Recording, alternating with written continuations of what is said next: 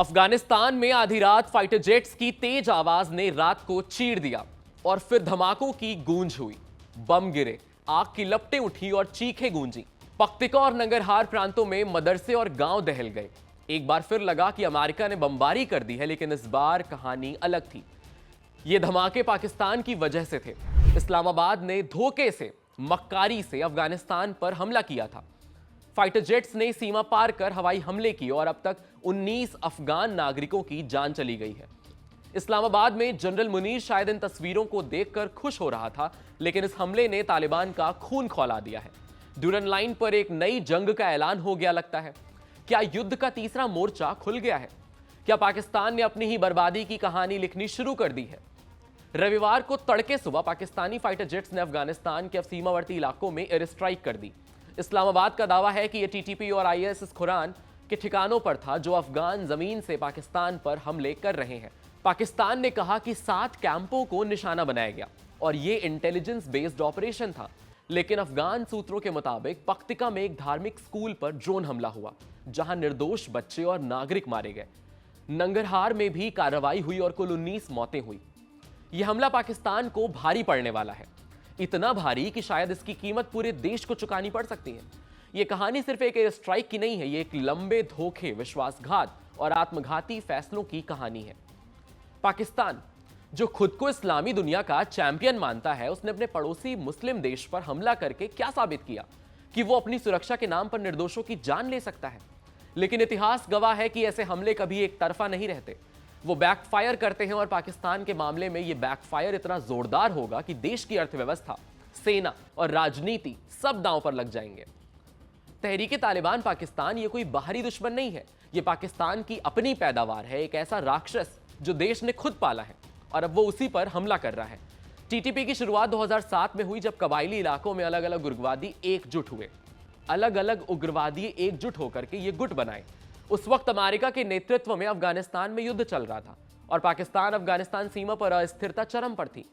बैतुल्ला महसूद जैसे नेता इन गुटों को मिलाकर टीटीपी बना रहे थे। इसका मकसद साफ था, पाकिस्तान में सख्त शरिया कानून लागू करना और सरकार व सेना को गैर इस्लामी बताकर उन पर हमला करना।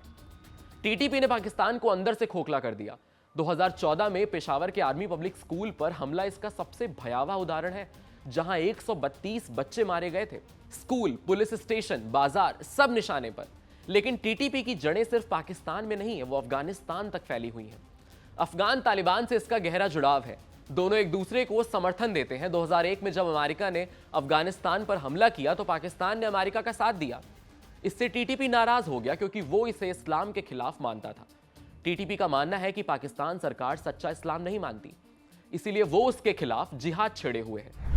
पाकिस्तान ने टीटीपी के खिलाफ कई ऑपरेशन चलाए, ऑपरेशन जर्ब ए अज़्म, राह ए निजात, लेकिन संगठन कभी पूरी तरीके से खत्म नहीं हुआ, क्योंकि इसकी जड़ें सीमा पार हैं।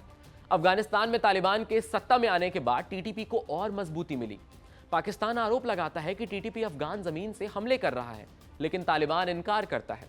आज सवाल यह है कि पाकिस्तान ने टीटीपी को क्यों पनपने दिया? क्या यह आईएसआई की रणनीति का हिस्सा था, जो अफगानिस्तान में प्रभाव बढ़ाने के लिए उग्रवादियों को इस्तेमाल करता रहा? अब वही राक्षस पाकिस्तान को काट रहा है और इस्लामाबाद ने एयर स्ट्राइक करके अपनी गलती दोगुनी कर दी है। यह हमला टीटीपी को कमजोर नहीं करेगा, बल्कि तालिबान को और उकसाएगा और पाकिस्तान के लिए नई मुसीबतें खड़ी करेगा। पाकिस्तान लंबे समय से तालिबान सरकार से मांग करता रहा है कि अफगान जमीन का इस्तेमाल आतंकियों के लिए ना हो, लेकिन तालिबान इनकार करता है। अक्टूबर में सीमा पर झड़पें हुई। यह हमला पाकिस्तान की बर्बादी की शुरुआत है, इसे आज आप लिख लीजिए, क्योंकि यह ड्यूरन लाइन के विवाद को और भड़काएगा। ड्यूरन लाइन जो 1893 में ब्रिटिश इंडिया और अफगानिस्तान के बीच बनी, अफगानिस्तान कभी नहीं मानता, वो इसे अपनी जमीन का हिस्सा मानता है। पाकिस्तान के हमले से तालिबान और उग्र हो जाएगा, यह बात तो साफ है, और सीमा पर गुरिल्ला युद्ध छिड़ सकता है। पाकिस्तान पहले से ही बलूचिस्तान और खैबर पख्तूनवा में विद्रोह से जूझ रहा है। अब अफगानिस्तान से नई जंग शुरू हो सकती है। यह पाकिस्तान की सेना को थका देगी, अर्थव्यवस्था को चोट पहुंचाएगी। बात करें ग्लोबल टेररिज्म इंडेक्स 2025 की रिपोर्ट की, तो वो सब कुछ साफ कर देती है। बुर्किना फासो के बाद पाकिस्तान दुनिया का दूसरा सबसे आतंकी प्रभावित देश है। 2024 में चौथा था, अब दूसरा हो गया है। यह हमला अचानक नहीं हुआ है। खैबर पख्तूनवा के बन्नू जिले में सुरक्षा काफिले पर आत्मघाती हमला हुआ, जिसमें 2 सैनिक मारे गए, जिनमें एक लेफ्टिनेंट कर्नल भी था। इससे पहले बजौर में विस्फोटक से भरी गाड़ी सुरक्षा चौकी से टकराई, जिसमें 11 सैनिक और एक बच्चा मारा गया। अधिकारियों ने हमलावर को अफगान नागरिक बताया। फिर 6 फरवरी को इस्लामाबाद में शिया मस्जिद पर आत्मघाती हमला हुआ, जिसमें 31 मौतें और 169 घायल। आईएस खुरासान ने जिम्मेदारी ली। चाइना, जो सीपीईसी में निवेश कर रहा है, क्षेत्रीय अस्थिरता से परेशान है। बलूचिस्तान में बीएलए पहले से सक्रिय है। अगर अफगानिस्तान से नई जंग हुई तो पाकिस्तान 3 मोर्चों पर लड़ेगा: टीटीपी, बीएलए और तालिबान। अर्थव्यवस्था के नाम पर पाकिस्तान का विदेशी मुद्रा भंडार कम है। सीपीईसी प्रोजेक्ट्स रुके हुए हैं और अब युद्ध खर्च एक नई खर्च लेकर समस्या सामने आ गया। यह दिवालिया की ओर ले जाएगा। अंतर्राष्ट्रीय मदद रुक सकती है। संयुक्त राष्ट्र में अफगानिस्तान शिकायत करेगा। पाकिस्तान को टेरर स्टेट कहा जाएगा। मतलब साफ है कि यह हमला करके अपनी बर्बादी की कहानी खुद ही लिख रहा है और लिख दिया है।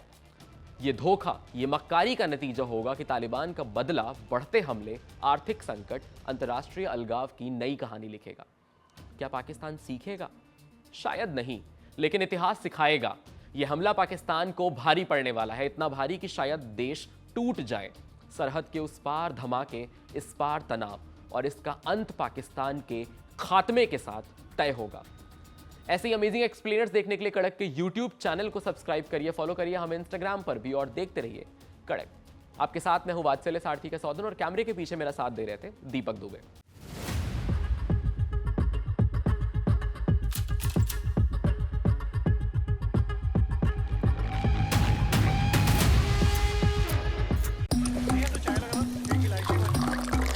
यहाँ ताजा खबर के साथ हर दिन की शुरुआत कड़क है। आमने सामने बैठ रखते हैं बात पूरे दम से, आराम से। चर्चा होती है बेधड़क। यहाँ किस्से कहानियों में बोल सरल और अंदाज बेहद कड़क मिलता है। जीने में एक तेवर है जो आता है सही ज्ञान, जानकारी और उससे कमाई कड़क नोट से। इधर मौके पर चौका नहीं, छक्का लगा जलवा दिखाते हैं। कड़क क्रिकेट से अपने रोमांच को जो बढ़ाते हैं। यहाँ की हर बात का मिजाज एक है, मिजाज कड़क। आपका अपना यूट्यूब चैनल कड़क, लाइव बेधड़क। यहाँ ताजा खबर के साथ हर दिन की शुरुआत कड़क है। आमने सामने बैठ रखते हैं बात पूरे दम से, आराम से। चर्चा होती है बेधड़क। यहाँ किस्से कहानियों में बोल सरल और अंदाज बेहद कड़क मिलता है। जीने में एक तेवर है जो आता है सही ज्ञान, जानकारी और उससे कमाई कड़क नोट से। इधर मौके पर चौका नहीं, छक्का लगा जलवा दिखाते हैं। कड़क क्रिकेट से अपने रोमांच को जो बढ़ाते हैं। यहाँ की हर बात का मिजाज एक है, मिजाज कड़क। आपका अपना यूट्यूब चैनल कड़क, लाइव बेधड़क।